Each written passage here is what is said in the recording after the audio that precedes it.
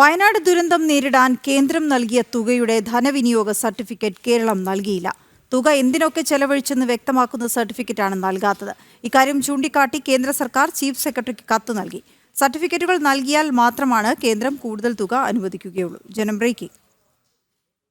കേരളത്തെ നടുക്കിയ വയനാട് ദുരന്തമുണ്ടായതിന് തൊട്ടു പിന്നാലെയാണ് 145 കോടി രൂപ സംസ്ഥാനത്തിന് കേന്ദ്രം കൈമാറിയത്. ഇതിനുശേഷം ദേശീയ ദുരന്ത നിവാരണ നിധിയിൽ നിന്നും 215 കോടിയും മന്ത്രിതല സമിതിയുടെ റിപ്പോർട്ടിനെ തുടർന്ന് 153 കോടിയും കൈമാറി. കൂടാതെ വയനാട്ടിൽ ഫയർ സ്റ്റേഷനുകൾ സ്ഥാപിക്കുന്നതിനുൾപ്പെടെ 550 കോടി രൂപയോളം സംസ്ഥാനത്തിന് കേന്ദ്രം നൽകിയിരുന്നു. ദുരന്തമുണ്ടായ മേപ്പാടിയിൽ ഉൾപ്പെടെയാണ് പുതിയ ഫയർ സ്റ്റേഷനുകൾ സ്ഥാപിക്കുക. എന്നാൽ കേന്ദ്രം നൽകിയ തുകയുടെ കൃത്യമായ കണക്കുകൾ സംസ്ഥാനം പുറത്തുവിട്ടിട്ടില്ല.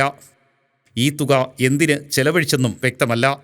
ഈ സാഹചര്യത്തിലാണ് കേന്ദ്രം കൈമാറിയ തുകയുടെ ധനവിനിയോഗ സർട്ടിഫിക്കറ്റുകൾ കേന്ദ്രം ആവശ്യപ്പെട്ടിരിക്കുന്നത്. ചീഫ് സെക്രട്ടറിക്ക് കണക്കുകൾ വ്യക്തമാക്കണമെന്നാവശ്യപ്പെട്ട് കേന്ദ്ര സർക്കാർ കത്ത് നൽകി. ഇത് നൽകിയാൽ മാത്രമേ കൂടുതൽ തുക കേരളത്തിന് അനുവദിക്കാൻ കഴിയൂ. മുൻപും കേന്ദ്രം നൽകിയ തുകയുടെ കണക്കുകൾ നൽകുന്നതിൽ കേരളം വീഴ്ച വരുത്തിയിരുന്നു.